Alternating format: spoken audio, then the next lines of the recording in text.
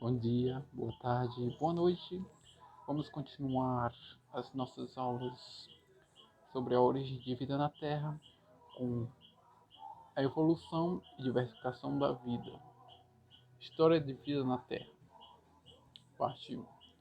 Esse webcurso foi feito pelos alunos Francisco Transvaldo Braga Teixeira e Andresa de Mesquita Pires.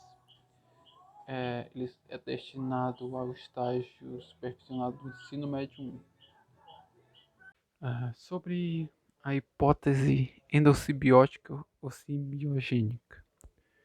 Ela é a hipótese mais aceita pelo seio da comunidade científica atualmente. Ela foi proposta em 1905 pelo botânico russo Konstantin Merejkovsky,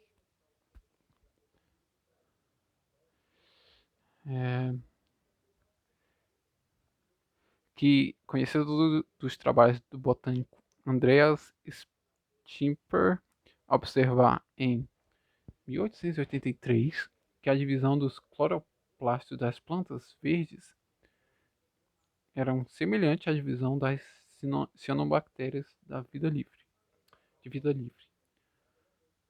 Sugeriu que os cloroplastos tivessem tido origem em organismos anteriores da vida livre. Em 1920, Ivan Bullin sugere que também as mitocôndrias terão uma origem endossimbiótica.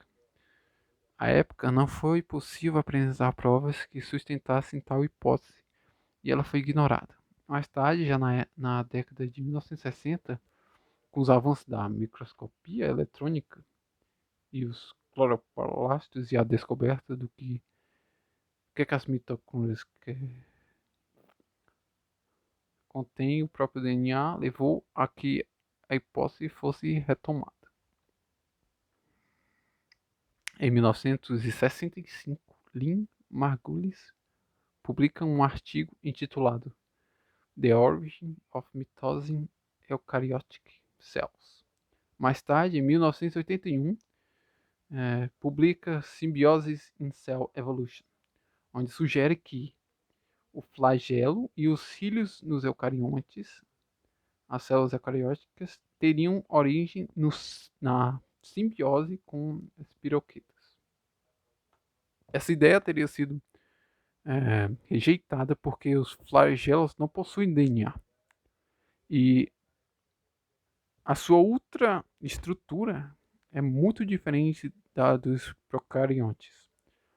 Lynn Margulis realça que a interdependência e a simbiose de múltiplos procariontes e sugere ainda que a endossimbiose é uma das principais forças evolutivas, ele afirma assim: os seres vivos não ocupam a Terra pela força, mas pela cooperação. Os pontos mais importantes da hipótese são: uma célula procariótica terá captado outras células procarióticas de menores dimensões, células hóspedes, que permaneceram no interior da célula hospedeira, resistindo à digestão, estabeleceram relações de simbiose entre as células hospedeiras e as células hóspede. A estreita simbiose entre a hospedeira e a hóspede tornou tão eficaz que eles se tornaram independentes, aí constituindo um organismo singular. As células hóspedes se tornaram organelas de células eucarióticas. A hipótese endossimbiótica admite que os sistemas intramembranários e o núcleo eles resultaram de invaginações da membrana plasmática e que as mitocôndrias e os cloroplastos, do seu lado, eles seriam até cerca de 2.000 milhões de anos, organismos autônomos. Os ancestrais das mitocôndrias seriam organismos com a capacidade de produzir energia utilizando oxigênio no processo de degradação de cianobactérias, o que quer dizer que os procariontes com a capacidade de produzir compostos orgânicos, eles seriam utilizando, eles iriam produzir compostos orgânicos utilizando energia luminosa. Existem organismos que não possuem mitocôndrias, como a Giardia lamblia e a Pelomyxa palustris, que apoiam o modelo de que a formação do invólucro nuclear teria precedido a incorporação dos ancestrais das mitocôndrias. A ausência de cloroplastos das células eucarióticas em animais e fungos é explicada pela forma sequencial com que se estabeleceram as relações simbióticas. As primeiras relações endossimbióticas terão sido estabelecidas com os ancestrais das mitocôndrias e apenas algumas dessas células posteriormente teriam estabelecido relações endossimbióticas com os ancestrais dos cloroplastos. Alguns dados recentes eles indicam que as mitocôndrias eles teriam derivado das bactérias muito semelhantes às atuais proteobactérias, que são capazes de realizar uma fosforilação oxidativa. Aí eles obtêm ATP assim, e, e o que os cloroplastos eles derivam de uma endossimbiose entre uma célula eucariótica primitiva e cianobactérias. Essa hipótese endossimbiótica para a origem das mitocôndrias e dos cloroplastos, ela reúne um grande consenso entre a comunidade científica e as evidências biológicas e bioquímicas que apoiam, e o que apoia são vários. Atualmente, continua a verificar alguns casos de simbiose obrigatória entre bactérias, procariontes e protozoários, os eucariontes.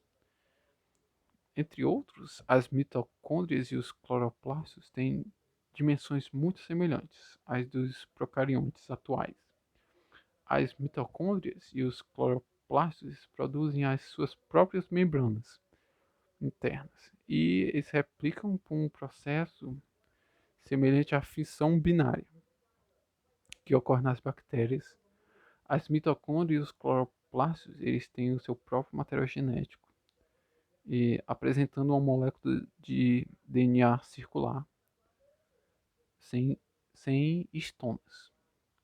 É semelhante ao DNA das maioria dos procariontes atuais e são muito diferentes do DNA nuclear. Os ribossomas dos cloroplastos são mais semelhantes aos ribossomas dos procariontes do que os ribossomas do citoplasma das células eucarióticas. Os ribossomas das mitocôndrias, embora muito variáveis consoante o organismo eucarionte onde se encontram, eles são genericamente mais parecidos aos ribossomas dos procariontes do que as dos eucariontes.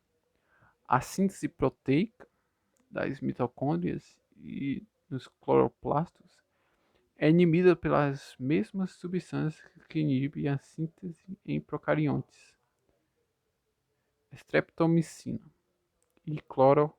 fenicol, mas não pelas substâncias que inibem em eucariontes. Vamos terminando aqui mais uma aula. Hoje foi sobre a hipótese endossimbiótica ou simbiogênica. A próxima aula vai ser sobre a explosão cambriana.